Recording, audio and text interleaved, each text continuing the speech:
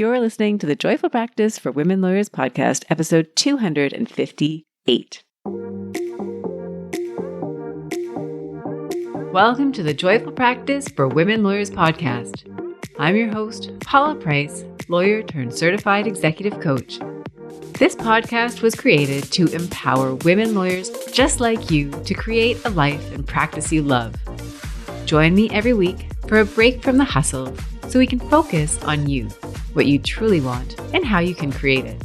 If you're over the overwhelm, done with putting out fires, and ready to redefine success on your own terms, you're in the right place. Ready for today's episode? Let's dive in. Are you ready to add some new tricks to your networking toolkit? If so, you are absolutely in the right place, and I'm delighted to introduce today's guest to you, who will be sharing all about networking and offering some tips and tricks and some tools that may be new to you that will help you make your networking conversations feel more natural, more productive, and you will feel so much more confident next time you go into a coffee chat or attend a networking event. So my guest today, Madeleine Natale, is someone I met, of course, through networking many years ago. And she and I have remained friends ever since. She is a certified executive coach and a facilitator based in Calgary, Alberta. She works in the University of Calgary's Faculty of Law, where she designs career and leadership programs for law students and internationally trained lawyers with a focus on helping them build strong, strategic networks and tap into opportunities beyond traditional job postings. Through her work, Madeleine has developed real expertise in networking, especially how to move forward and beyond transactional approaches and build more authentic connections and relationships that actually lead to opportunities over time.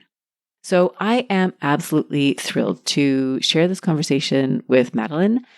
What you will find is that she offers some techniques that may be new to you. We model them. We do a role play, which is really fun and hopefully a good model for you to learn how you can apply the techniques that we talk about. And Madeleine also dives into some of those questions around things that keep people stuck when it comes to networking. For example, how to send a cold email to somebody if you're trying to initiate a relationship or connection with them. So without further ado, let's hear today's episode. I'm excited to have you here, and I hope you enjoy our conversation. Madeleine Natale, welcome to the podcast. It's so great to have you here. Oh, thanks for having me, Paula. Oh, it's such a pleasure. And I'm really excited for us to talk about networking today. And I understand that you are just back from a networking event. Is that right? That is correct. So I'm all queued up. Amazing. Me too. I'm just back from a 2-day conference in Arizona. So I feel like you and I are both primed for today's discussion about networking, because not only are we speaking about it today based on previous experience, but also this very recent being in the room. I gather yours was in person. That's right. Yeah. That's right. Me too. And 2 days for me, with a room full of people I'd met over Zoom and was now meeting them in real life was very cool. So I'll share a little bit about my in-person networking, and we're very excited to hear from you in terms of everything that you have to share about networking. So with that, Madeleine, I'm going to dive into the very first question, which is to establish a common understanding of what networking means, because I think it means something a little bit different to everybody. So how would you define it? That's a great question. And my definition is very simple. For me, I define networking as making connections and building community. So the word networking can often get a bad rap because it can be seen as transactional. And it has the potential to be transactional when it's not done, quote unquote, properly. And yes, there is a way to do it properly. And we're going to get into that today. Amazing. And I have a feeling that you and I are on the same page on a lot of different topics we'll be covering today. And I 100% agree that the word networking itself gets a bad rap. And absolutely, it comes down to the relationships, it comes down to community. And I think we are going to learn so much from you today about how we can take this process and make it all about that. So Why does networking matter? So it's always mattered. And I'd say now with the rise of AI professionally more than ever, it's so important. It's how we're human together. Something that AI has not yet been able to replicate or replace, right? I'm worried about that word yet, Paula, but let's parking lot that. Did that sneak in there? I didn't even realize that I had said that. I agree. I agree. And at what point do people typically reach out to you to ask about networking, talk about networking? And what do you think is the best time to be actively networking? Yeah. So a lot of my work is with job seekers. So either law students or foreign trade lawyers who are looking to enter the legal profession, or coaching people more broadly in the professional community who are looking for a career change or a pivot. So, as the old saying goes, the best time to start networking was yesterday. The second best time to start is today. So it's one of those things that if you feel like you need it now, it's already too late. And when I say it's too late, it's too late for an immediate return on investment because networking is a practice and it doesn't need to be onerous. And it's honestly about shifting your mindset from transaction to who do I want to build relationships with? So there's an interesting report that was published in the Journal of Social and Personal Relationships that found that it takes roughly 50 hours of connection with someone to move from a mere acquaintance to a casual friend, and then another 90 hours to go to a friend, and then another 200 hours before you can consider someone a close friend. So I know we're not necessarily talking about friendship today, but friendships are a relationship. And when you're networking, you're trying to build relationships. So if you think about the amount of time it takes to build a strong connection with someone, a 15-minute chat over canapes with someone at a networking event, like that is a very small piece of the puzzle. And it needs to be taken further. It needs to be nurtured. And it's not something that happens in a single day. So if you can chip away at this bit by bit, you'll be doing your future self a favor. I think that is so fascinating that you've revealed this study that gives actual numbers, right? Here's the number of hours it takes to get to each stage. And I think we all know that intuitively. And we also know that there are ways that you can use that time to make that rapport building, that trust building, that connection building move in the right direction and possibly move faster. I don't know what the study said about speed, if certain activities lead to a more speedy formation of that relationship. But I think having that in perspective so that we are looking at this as the long-term development of relationships as opposed to these transactional things we do because we want something, it's a mindset shift. And once you make that, this process feels so much more natural. And I think it has the effect of giving you so much richness in your professional life and your personal life because you've got those relationships.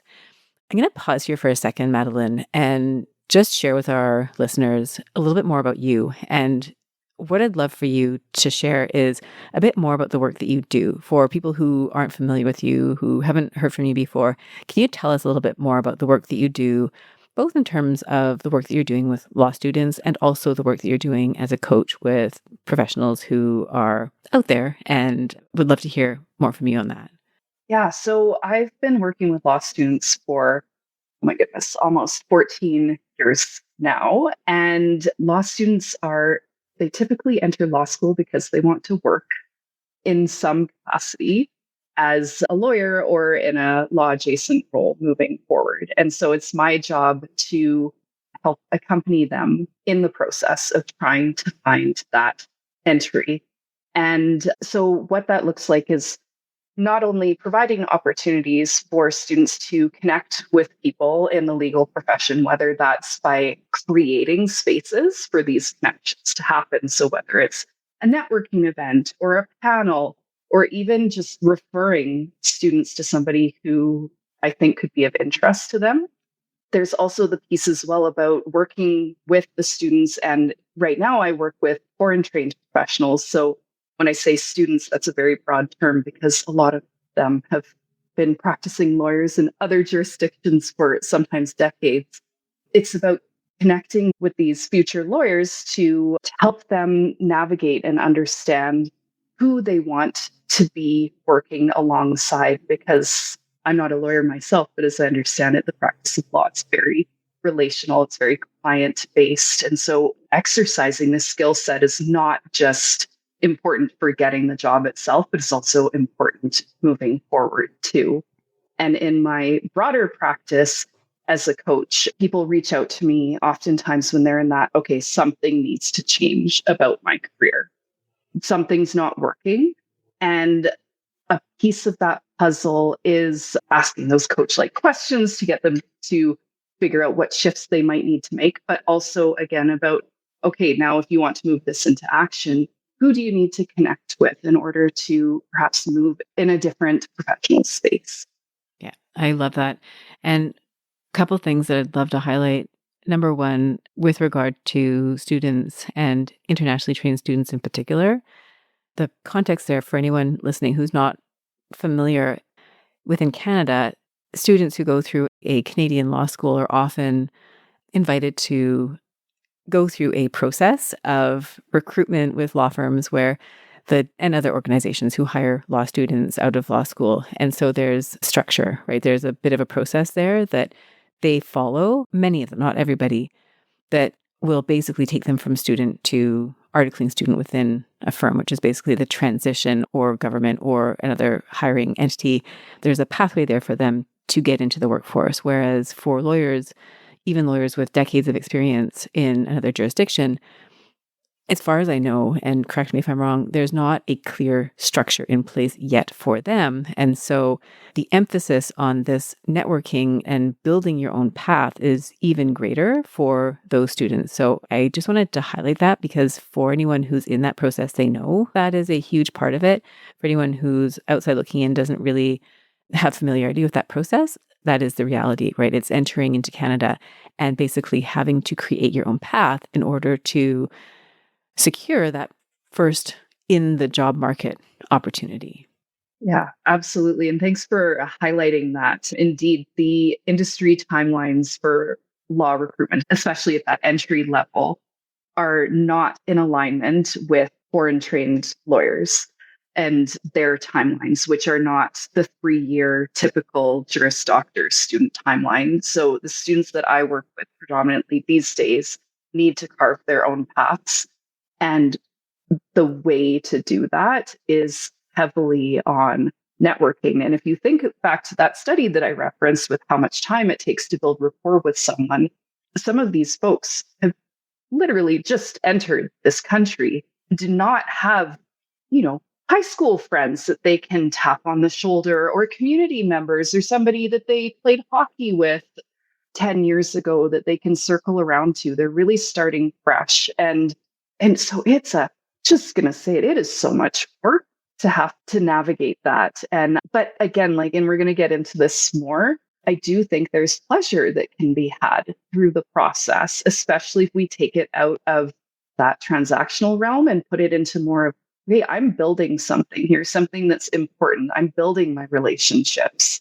And okay, maybe this person in front of me is not going to give me an articling position, but hopefully life is long. And 5 to 10 years from now, maybe you can circle back around to this person, or maybe they'll circle back around to you. That long-term lens can really help shift, especially those who are they're really needing to rely on the network to get a job. I completely agree. And that was something that came up recently in a conversation with a lawyer that I was working with. The objective is to secure employment. Part of the process is networking. And the relationships you form when you're networking for a job, in a way, you're highly motivated. So it's a good incentive to get out there and meet people and have discussions.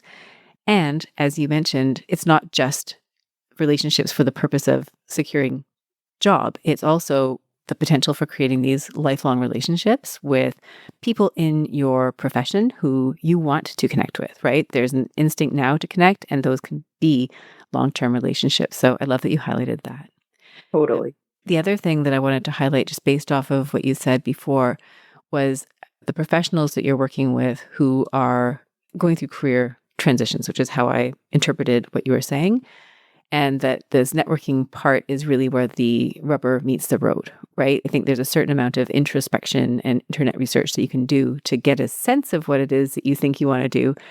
But when you start talking to people, that's where you see the real leaps and the progress, because not only are you gaining access to information about what it's actually like, not just something that you're reading online that maybe has been highly curated, maybe it's AI produced, we don't know, but you're speaking to the person, really getting to know what's going on, and also you're forming a connection with somebody who may be able to help you out, point you in the right direction. And so that I find is where the process, right, of a career transition really starts to get interesting, is when the job seeker, right, the person who's questioning where they are, starts to interact with other people. So again, this networking part of it becomes so important. So we all know that we should network, right? It's like flossing our teeth. We should be doing it every single day. And yet, I was sharing with my daughter the other day, I'm a religious flosser now. I do it every single day without fail, sometimes even more than once a day. But when I was younger, I used to hate flossing. And so I'd wait. I'd had 6-month periodical appointments, and I didn't like getting lectured by the hygienist about how bad my gums were. So in the few weeks leading up to my appointment, I'd go on a flossing spree and hope that I would skirt by and, not get a talking to.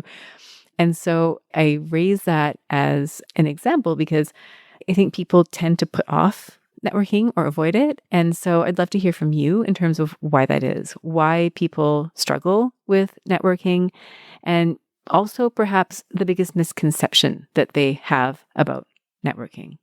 Oh my goodness. Yeah, I love your floss example. I've heard actually another coach use that as an example. And there are a couple of other metaphors that we can use that are maybe a little bit less, or I'd say maybe a little bit more pleasant than flossing your teeth. So, one metaphor, and I will sometimes offer this to my students: are you more of a gym person or are you a gardener? And and what that means is, like, you don't go to the gym and expect to lose 10 pounds at the end of the session. You don't go to the gym and expect to be able to run a marathon the next day. Like, it's a process.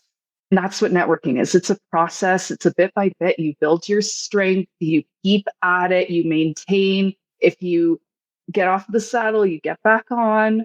The other metaphor for those who are more garden inclined is planting seeds, seeds that grow, watering them, fertilizing them. So the image there is, you plant a seed and you don't expect that flower to bloom the very next day. You need to nurture it. And so that I would call tending to your networking garden. So those are a couple of other images. Are you flossing? Are you going to the gym? Or are you gardening? Pick your maintenance. I love it. And I think it speaks to all different motivations. Flossing is probably a fear-based analogy. It was motivated by the fear of a lecture. So maybe that, if I don't network, bad things will happen. Then we've got the gym routine. If I do network, I know it's going to take time. It's not overnight. And then the gardening, if I do this, there's going to be a really beautiful rose garden or whatever flower you like at the end of all this. So I'm kind of excited to see what happens when I do this, right? And take care of it. What is going to blossom as a result. So I love the different analogies. I think they appeal to different mindsets. And so thanks for sharing those. I think it's you're really building on this. And so we've got motivators, right? We've got different reasons for why this is important. What do you think people are struggling with? Like, what are they telling themselves that's keeping them stuck? Yeah. So to go back to your original question, Paula, so the biggest struggle is feeling like you're asking somebody for something when you reach out to them to network.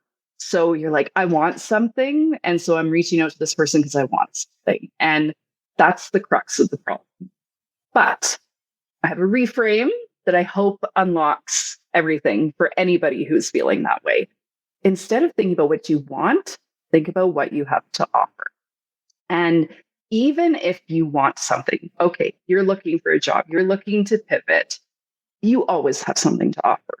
And sometimes it is very concrete. You might have a really specific skill set that you can offer that person, or a specific, I don't know, client base or whatever it may be. But even a student who has to deal with obvious, I'd say, career hierarchy has something to offer. So I get this pushback all the time in my job at the university, which is, what do I have to offer? And here's the thing, everybody has something to offer, and everybody has something to give if they're willing to give it. And it's precious and it's in short supply, especially in this day and age. And here it is.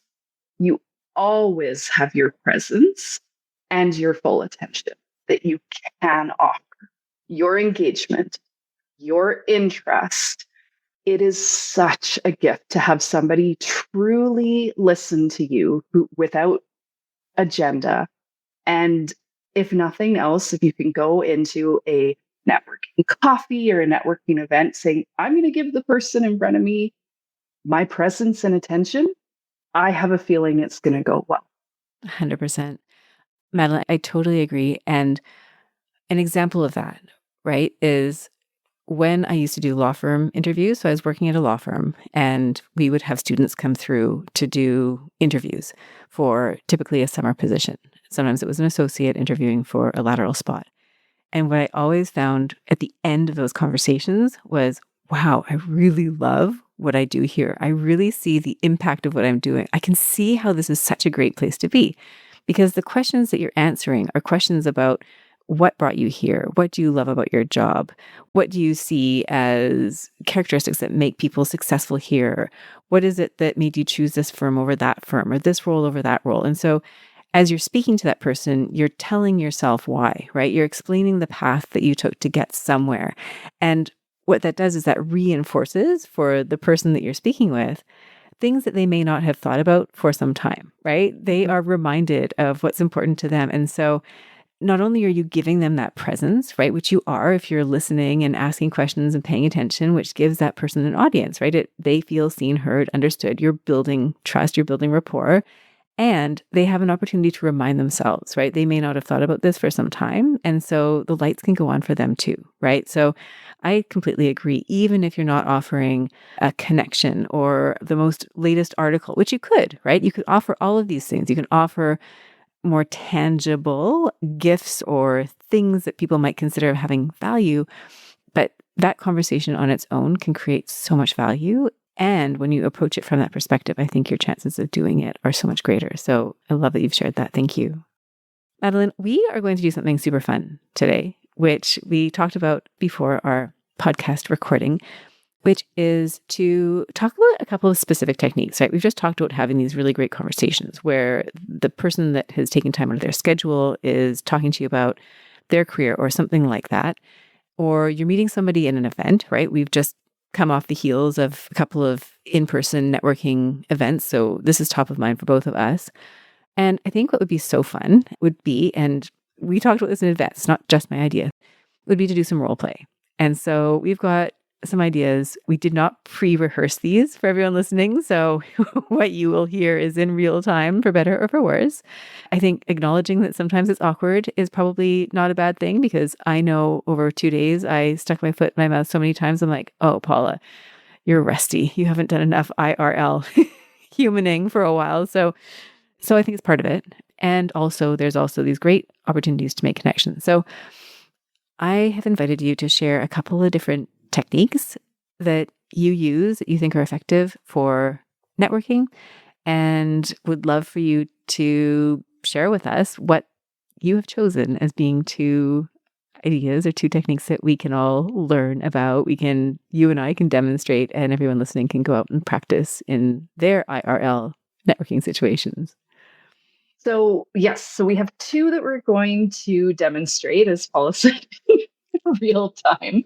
And the first, it sounds simple, but you'll see that it really makes a big difference, which is asking open-ended instead of close-ended questions and following up with something perhaps strategic and not just with a yes or no answer. So we'll give you a taste of what it looks like to ask close-ended questions, and then we'll switch over to open-ended. And then we will talk about shift responses versus support responses. So in the book, You're Not Listening, What You're Missing and Why It Matters by Kate Murphy, she talks about shift and support responses. So I'll briefly explain what that means. Shift responses are when somebody says something in a conversation and you shift the attention over to you. A support response is when you're in conversation with someone and the next thing that you say supports what they have just said and keeps the focus of the attention on that person. And so we'll get into that a little bit more in our second demo, but we'll start off first with the open-ended, closed-ended questions. Amazing. And for anyone out there who may not be familiar with what an open-ended question is versus a closed-ended question, how would you describe that? Quite simply, asking what to start your question will steer you in the right direction for asking an open-ended question. A closed-ended question is a question that can be answered with yes or no or one word, and then you fully answered the question. Amazing. All right. So let's dive into, what do we call it? Live demo. Roleplay. Our acting skills on display. I love how my memory is just gapping on me these days. I try to remember simple words sometimes and they just don't come to me. So, all right. So let's do it. You're going to be the person asking the questions? Yes. Okay, perfect. Here I am. Okay. So we're going to talk about these networking events that we were just at. So my first question to you, Paul, is going to be, okay, where did you go for your networking event? Arizona. Gilbert, Arizona. Gilbert. Did you have a good time? Yeah. Okay. What was the conference? It was a conference for coaches who were interested in meeting with other coaches, all women, to talk about what we're doing, right? Business coaching, get to know each other. It's a meeting among people in real life, which is a continuation of an online program that many of us are doing. Was it good? Yes. See, I'm even now, I'm like, where do I go with that? 100%, 100%, 100%. And Madeleine and I did discuss this very briefly. We didn't pre-rehearse that scenario, but one thing that was very clear to me when we started talking about the open versus closed. So that, for everyone listening, of course, was the closed-ended question. Madeleine was working really hard to think up questions that are yes or no. And if you've ever had conversations with somebody who isn't really reciprocating in a conversation, then you know how heavy it feels, is like lifting a weight. Poor Madeleine is there trying to think of all these questions. And you could tell I was not the most engaging conversationalist. I don't think I'd talk to me for very long at a networking event. Yes, no, yes, no. But you can see Madeleine's working really hard. I'm not working that hard. And the conversation is kind of going flat. What do you think, Madeleine? Oh, totally. I was like low-key panicking. Oh my gosh. Yeah. And I mean, I'd say this is a bit exaggerated. Usually people are, especially if you're at a networking event, like probably going to give you a little bit more than yes or no. They're going to throw you a bone? I was tough. Ooh. Yeah, but you need to be generous and you're going to make your conversation partner work harder to help you. And is that going to make a good impression? Probably not. Yeah. Yeah. 100%. 100%. I mean, it reminded me a little bit of when I try to have a conversation with one of my children who shall remain nameless after school, right? I know that's not the time to start asking questions. And so even if they're open-ended questions, I'm not going to get much of a response. But I think that was a very clear shutdown. The question is a yes or no. There's not much else. And for lawyers who are litigating, there's a potential strategy to the type of questions that you're asking, right? Sometimes you want that person to be stuck with a yes or a no, but maybe not. So I love that. Should we do it? And the word I was trying to think of was role play. Don't ask me why it wasn't coming to me. So let's role play. And this time you'll ask me open-ended questions. Yeah. Yeah. So we'll continue on with the scenario. And what's helpful is I'm genuinely curious about this conference. So my first question is, Paula, what was the best part of the conference? Ooh, okay. So 2 off the top of my head. Number 1 was the ability to meet in person, in real life, women who I'm in a community with, right? I'm in for a year. Others are also in for a year, but our times don't necessarily overlap. So I've met these women virtually online. I've seen them on Zoom. We've done coaching together, but I've never met any of them in person, including the lead coach. And some of them I've never met before. So part of me was really excited to put myself in a room where I would be physically among people who were like me, who had a common interest, who spoke a common language, who were trying to do the same thing, not in the same area. We're not all coaching lawyers. Everyone's coaching somebody different. But to be in that room physically, that was a big thing. And my daughter is in sewing classes. And I mentioned this because the other day she was talking about how much she loves going to sewing class because it's a special group of people. They're all interested in sewing. They're in the room together and they're friends. And I remember saying to her, oh, this is so fun. Like next week I'm going to Arizona.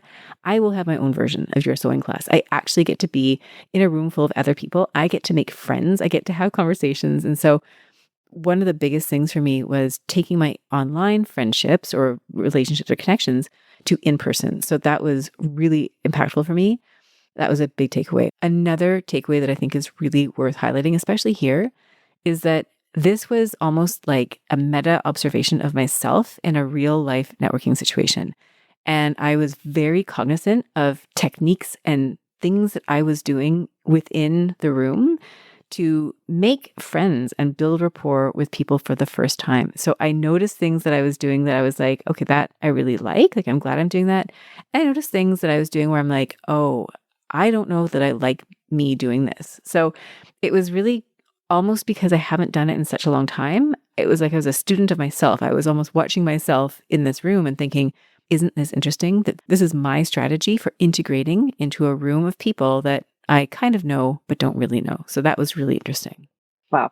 Okay. I have like 5 follow-up questions, but I'm curious, what was one of those pieces that you noticed about yourself in the way that you network? Like, okay, I like this about myself.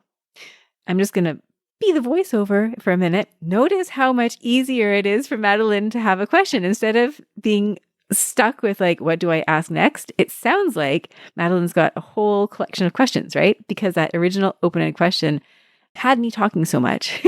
So thank you everyone for your patience.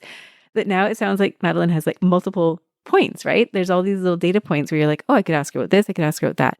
So to go back to the original question, what was something that I really liked? I noticed I ask a lot of questions, open-ended questions, questions that help me learn. And I use it as part of a broader strategy, which is that I like to get to know people. And I find that when I ask a lot of questions and I try to start small and build my way up and I try to ask lots of people questions. And what I find is that it helps just to keep things going, right? I learn about people and then I start to see the connections and then I start to see where we get to go next. So to me, it's almost like data gathering, assessing the room, creating easy rapport, right? These are not always, some questions you don't get an answer to, that's okay. So I think that was what I noticed that I was doing, I was asking a lot of questions. So funnily enough, here we are talking about questions, and questions was actually probably my leading strategy. The other thing I noticed is that I tried to make myself useful. So I took pictures for people, which I love doing in all environments. When I'm walking by people and they're taking pictures of group photos, I will almost always ask, hey, can I take that picture for you so you can be in the picture? And the person, of course, holding the camera or phone, they get to be in the picture. So I noticed I was doing acts of service just to, I don't know why I do it, but maybe feel like I belong, like I have a role in this room. So yeah. So any other thoughts before we move on to the next type of question? As we're talking about questions, open-ended questions, being good at questions, and that reminds me of sometimes a question I get, especially from job seekers, is what questions do I ask? In a networking scenario, I'm going to meet with this person that I'm really excited about meeting with, and like, what do I ask them? And I couldn't have anticipated what you just said now, Paula, about this experience.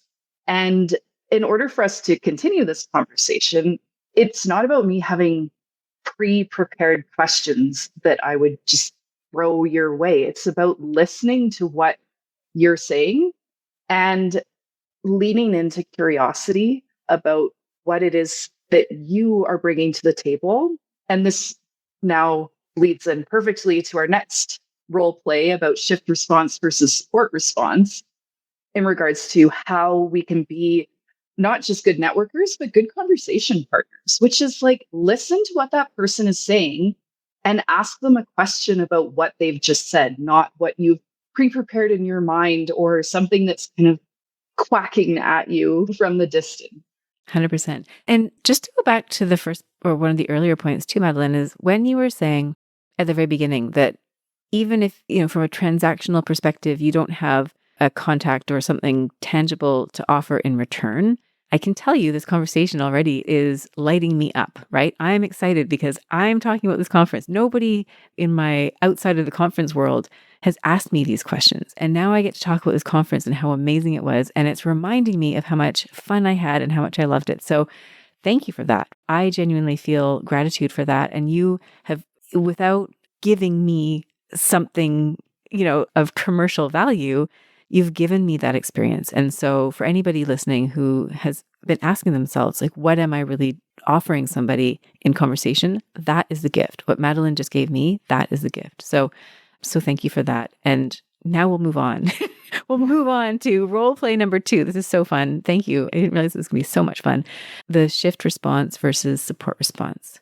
Yeah. So again, just as a reminder, the shift response comes from Kate Murphy's book, You're Not Listening, What You're Missing, Why It Matters. And before we started recording the podcast, you and I were talking about how in natural conversation, there is going to be a flow of shift and support.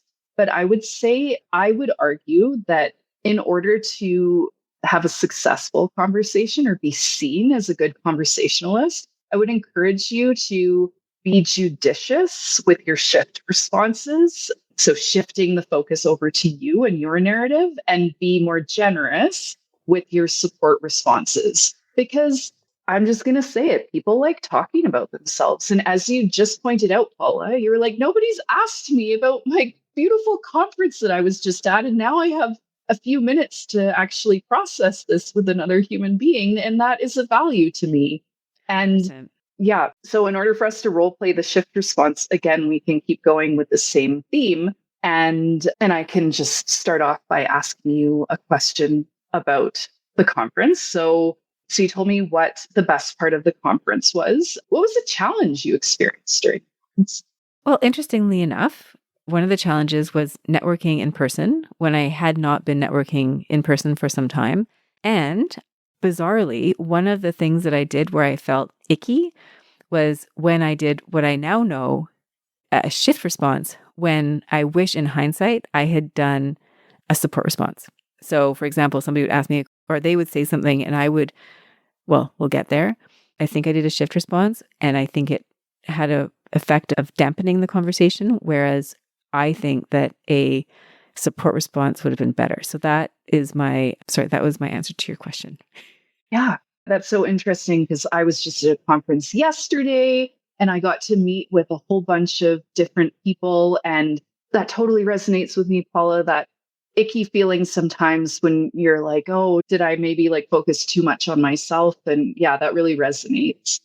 So the voiceover here is like, that is a shift response. I'd say maybe a little bit less crass because I'm talking about resonance with what she just said, but I've shifted the conversation now over to my conference experience. Yeah. And now Paula is going to need to decide, okay, now are we talking about Madeleine's conference that she was just at yesterday? Or can I keep telling her about my... Yeah.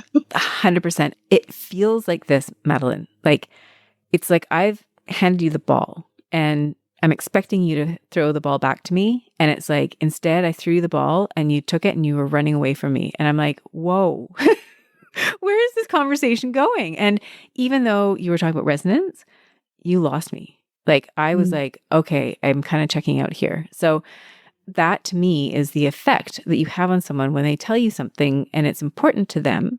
So Madeleine and I are on Zoom. The people listening, all of you lovely, amazing humans that are here with us, you can't see us, but I can see Madeleine's nodding, which is a signal to me that she's still engaged.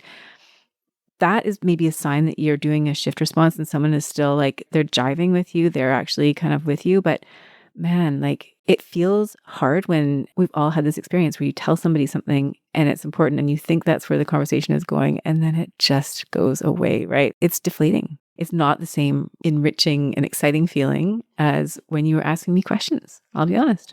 Yeah, absolutely. And so let's try this again then. So Paula shared about when she thought that she was having shift responses when maybe she could have approached it differently. So my follow-up support response question would be, Paula, what would you, if you could go back in time, what would you do differently?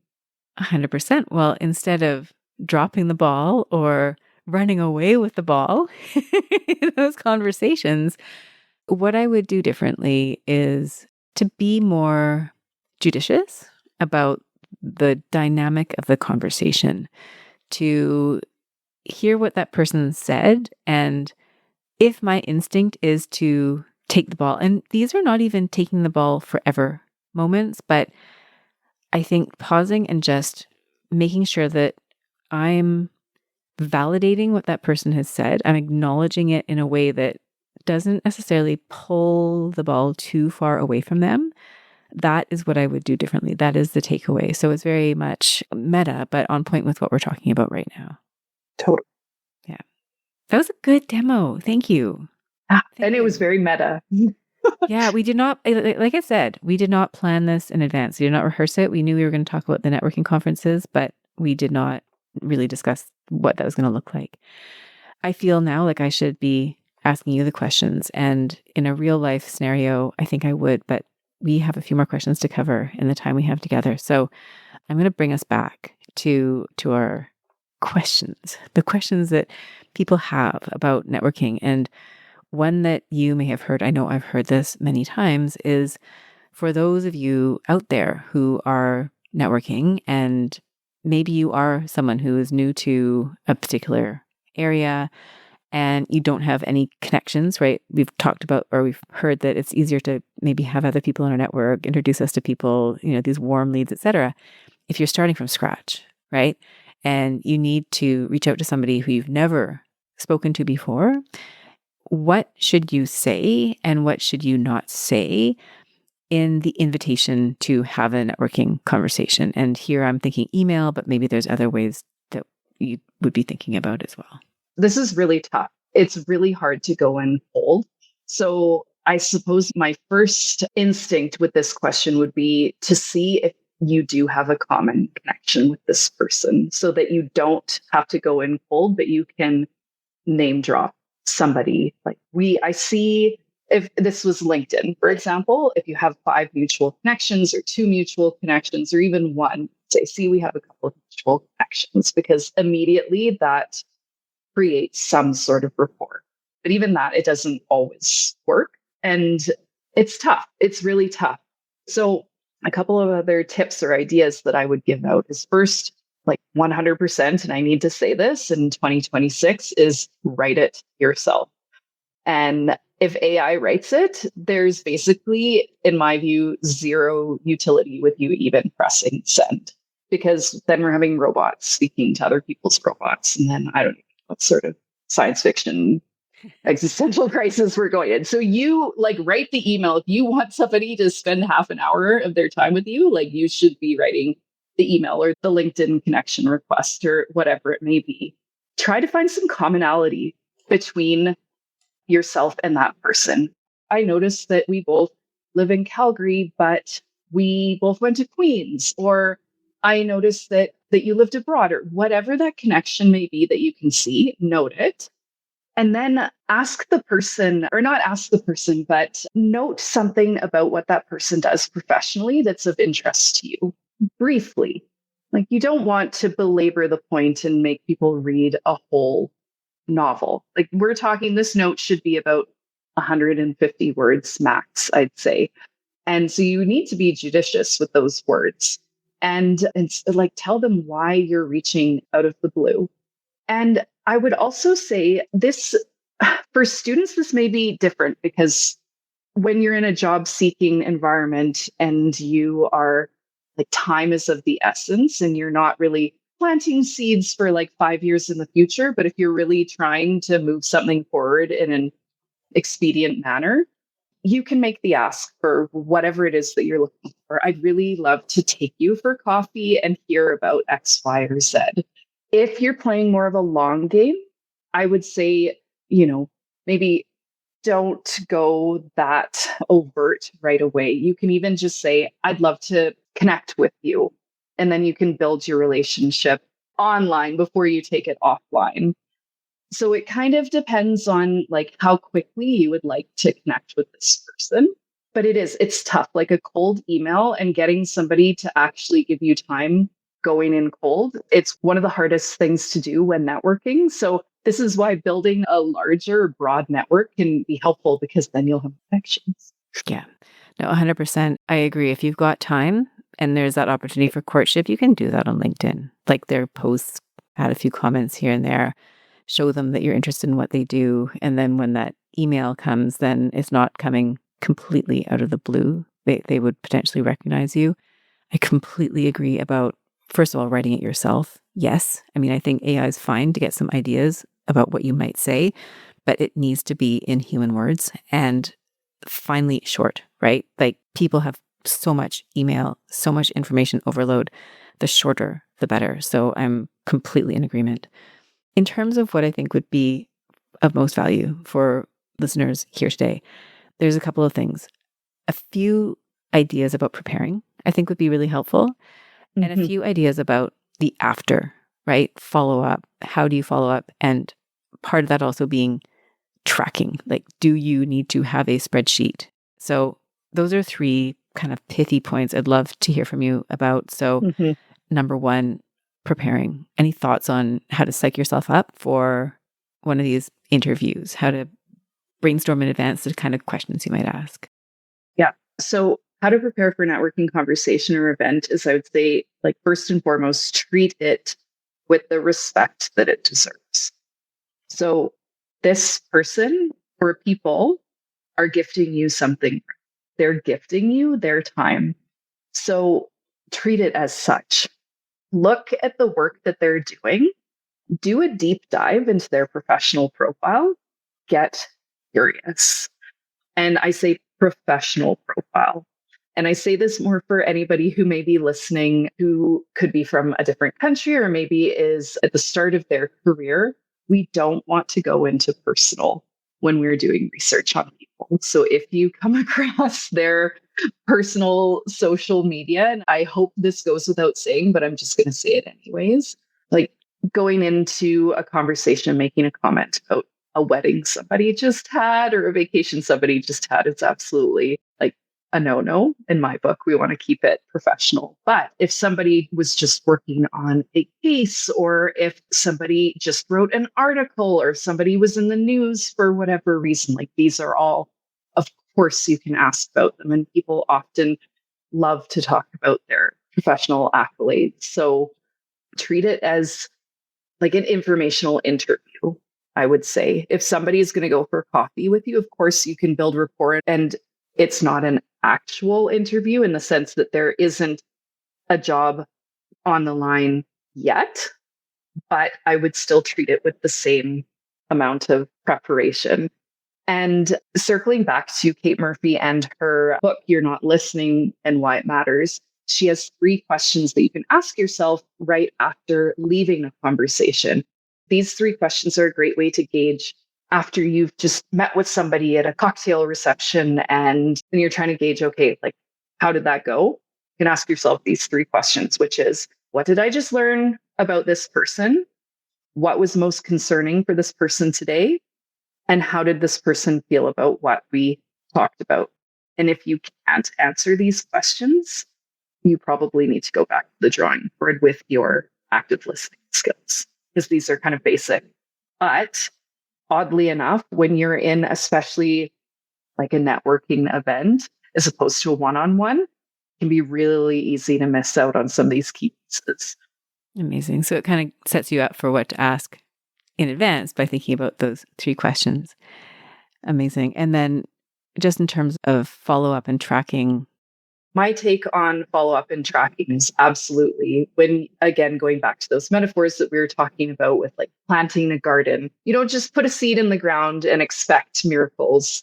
You need to water it. So watering it can look like an immediate thank you email. Of course, if somebody gives you that precious gift of time. You want to send an email thanking them, and it should be personalized. Again, not AI written, but something, a takeaway that you had from the conversation, and maybe even an offering. Like if you were discussing a book or an article or a referral, if you can offer that back out, that would be an amazing point to do it. In terms of tracking, if you're really, again, if you're on the job market, absolutely tracking for sure, using a spreadsheet or a journal or whatever it may look like. But tracking is great because getting a job is a lag indicator of success, and tracking the people that you've met with, those are all successes. Those are all people who said yes to giving you time.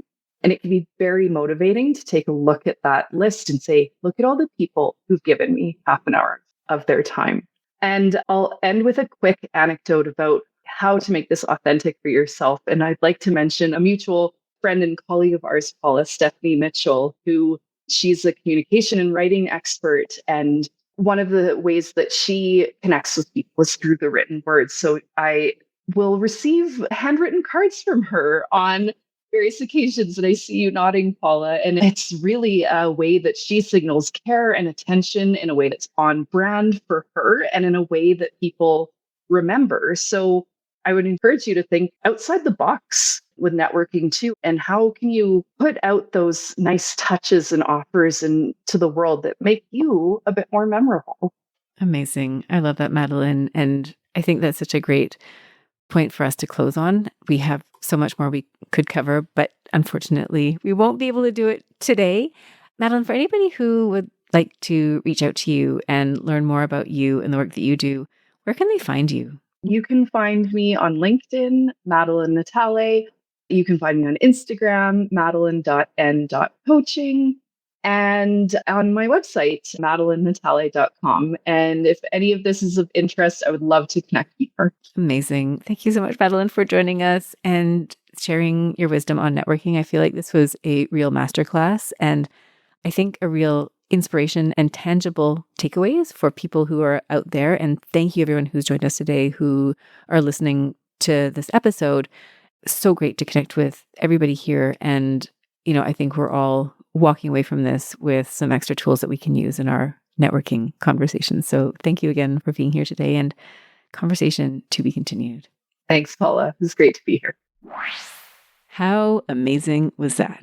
Thank you again for tuning in to today's podcast episode. Big thank you to Madeleine for sharing all your wisdom on networking. And I hope that you enjoyed the role playing, that you learned some really good strategies, some really good tips that you can apply next time you find yourself in a networking conversation. So thanks again. I hope you loved today's episode, and I look forward to reconnecting with you again next week. Bye for now. If you enjoyed today's show and don't want to miss an episode, subscribe and follow the show wherever you listen to your podcasts. If you haven't already, please leave a rating and review. Your feedback will help me create a podcast that's tailored to your needs and goes straight to the heart of what matters to you.